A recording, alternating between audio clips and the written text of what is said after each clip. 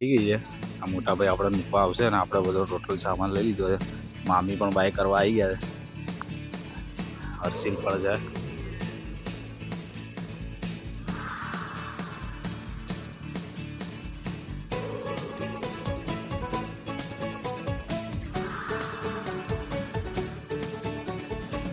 મૂકવા આવ્યો તો આપણે હવે બસની રાહ જોઈએ છે.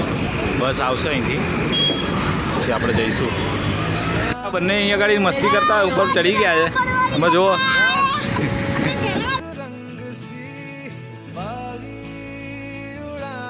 આપણી બસ આવી ગઈ છે. આપણે આ બસમાં જવાનું છે ને જગ્યા મળી જશે. આપણી બસ છે કમ્પ્લેટ. આપણો સામાન બધું ચડાવી દઈશું. હવે આપણે આખી સીટ આપણી જ છે.